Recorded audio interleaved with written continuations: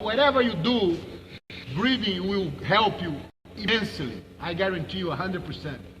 The lung is the practical aspect within you who are able to control or help your brain and also help your heart. So through the proper breathing, you can control your heartbeats. Through the proper breathing, you can control your mindset and get calmer, control your panic, control your courage, control everything you need in the mental aspect and also spiritual, hope, faith, visualizations. So all the elements in your brain, all the elements in your heart can be much better guided, much better helped through the lungs. If you don't know how to involve your lungs in your brain, in your breathing, you're not able to favor your brain and your heart the way it's supposed to be. Breathing is the best. The more you understand your breathing function, more you can fix your body. If you're stressed, if you're tired, if you're cold in the surfing, like you start to get hot again. Whatever you need, breathing is the best fast option. So this is dead, this is live. What the difference between the muscle, live or dead, is contraction. We can define liveness by contraction. The heart, the liver, whatever. Contraction is good. So our breathing system works in the opposite way that we think. You think when you're in the fight, hey man, I'm tired. That's the opposite of what's supposed to be. Because the inhale is the dead motion. You don't want to, I need, that's the opposite of what's supposed to do. More air you need, more you have to clean the air. So, oh man, oh, you have to take it off. When you relax,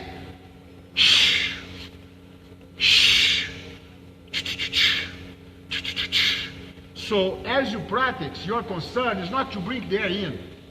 If you tomorrow start to practice, your concern is going to be put the gas out in your own rhythm.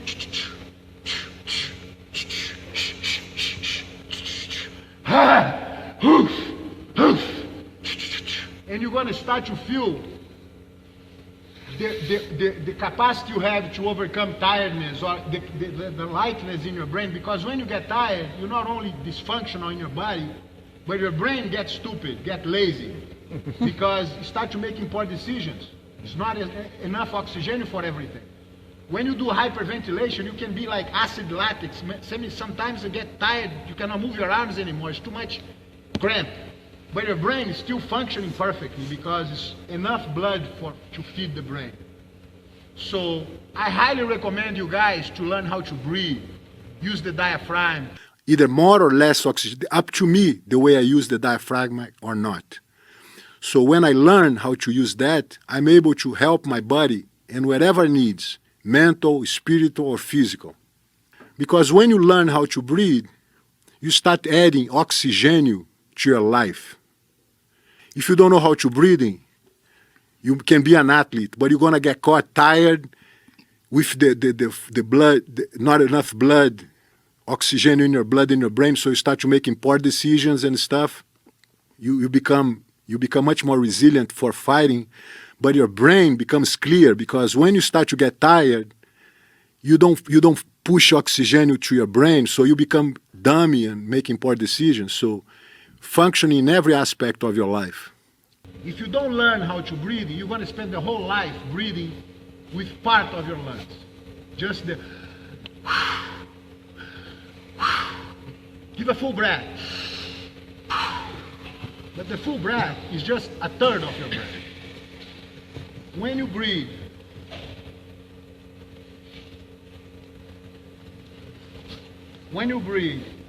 here,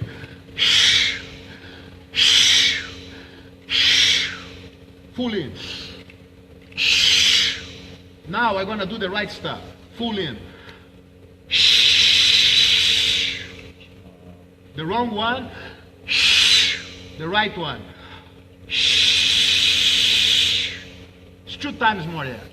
Why is that? Because when you move the diaphragm, which is here, there's no air in the belly. But as you do this, you bring air to here.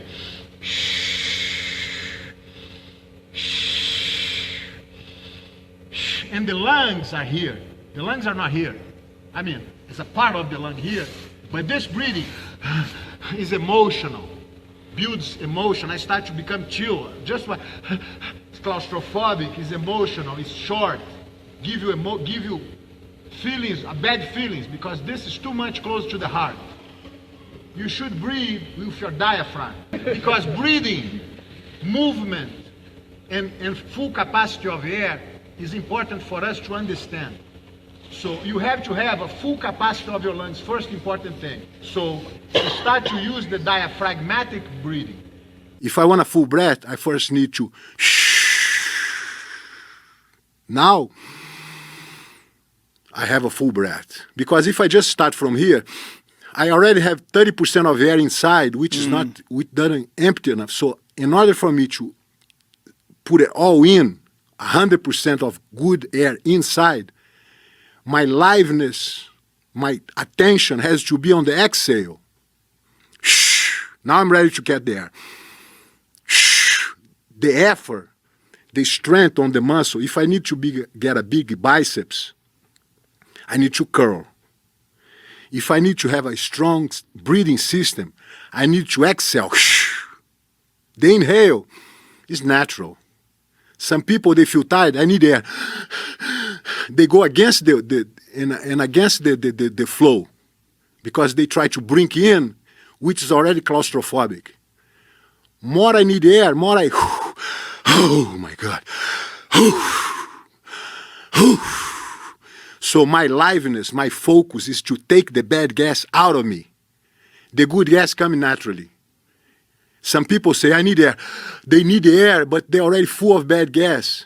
So, and that's make a big confusion on the right way to the gas come in or out. So my organization in my brain is to put the bad gas out of me. So when I training consistently, I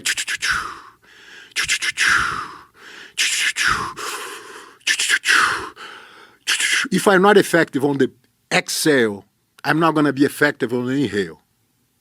And the liveness of my muscle system is the contraction. The contraction is the diaphragmatic breathing. This is a contraction. If I do a curl for get a strong biceps, that's the contraction. When I do this, I relax, contract. So contract, relax. So, and that's giving me a different edge to understand clearly everything around me.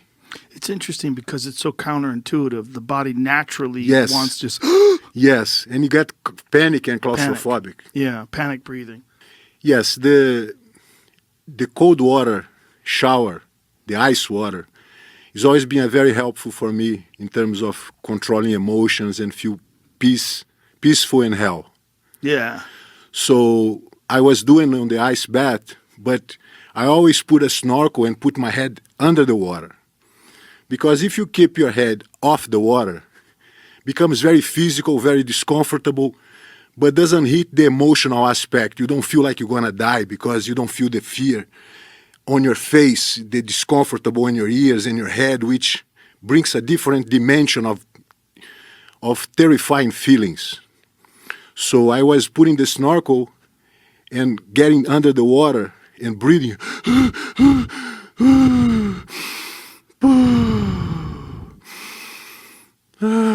When I achieved the calmness in my heart and lungs, I was ready to leave the water. I don't stay there for 10, 15 minutes. I stay there for 1, 2, 3 minutes at the most until I feel very peaceful.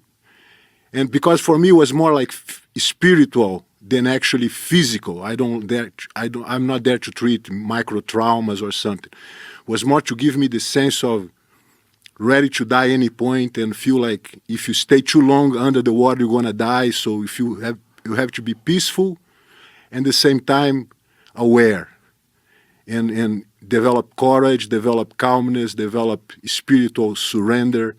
For me, it's everything I need to perform well.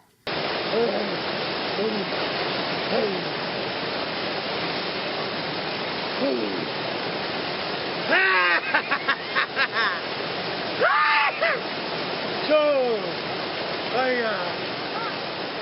afraid to get you for 2 days before the fight. I'm a water person. I feel so much energy in the water. I can understand better my emotions. I can understand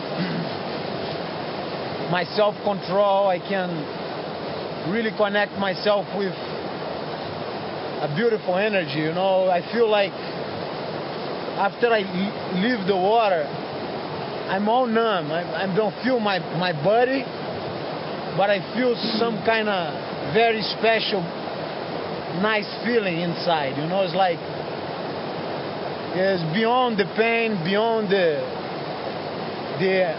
anxiety, beyond the out of control. It's just, you know, it's almost the point where you surrender and you're gonna just float. It's almost when you're gonna die, you know, but it's a pleasure. It's not the pain and the uncomfortable just disappear, and it's just pleasure. It's unbelievable feeling. It's very nice. Yeah! This também? I don't need it. I'm fearless. I'm coldless. Não tô com frio, man. I'm not cold. I just feel like reborn.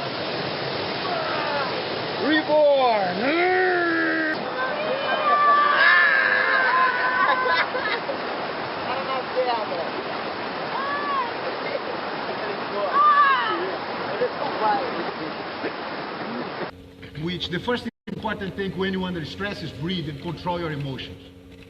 And more effective you do that, more effective you're gonna do to bring back to your reason and then do whatever you have to do, either a fight, either save somebody or rescue, whatever you have to do. I stretch myself on the edge of a carpet and ask my brother Hollis to roll me up in the carpet in 110 degrees humid Rio de Janeiro. And I was stressed, suffocated for a little while because I told him, just let me get out of here in 10 minutes. So the first and second minute was terrifying. I was hot. I could not feel the air. And I started putting my mind on the ocean breeze, flying with seagulls and get breeze on my face and start to be calm. After 10 minutes, my brother unfolded me. I was like a burrito. And then I passed that experience. Somehow I passed through. In the same year, I did 3 more times, until the point I was getting rolled on the carpet, feeling nothing, stay waiting the time and leave the carpet. So I was fixing myself emotionally with the ways I could feel like was the options I have, how I can suffocate myself and not die. So I was putting myself in some kind of obstacles just to feel comfortable. And after that, I never felt the panicking I felt fighting anymore.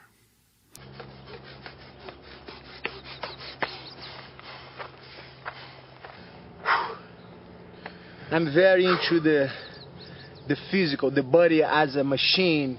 As a machine, we need really take care of, you know. So I try beside a fighter. I try keep my physical very smooth and a combination where I can be very flexible, very strong, very fast, very well coordinate, with a good balance, with a good breathing. So those elements I try combine.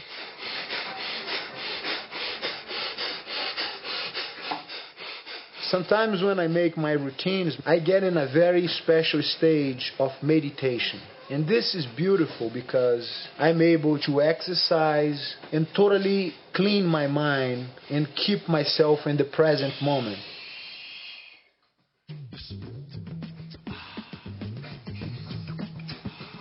When you control your breath, you can actually control yourself mentally and physically. You can really understand your fears and your emotional stress.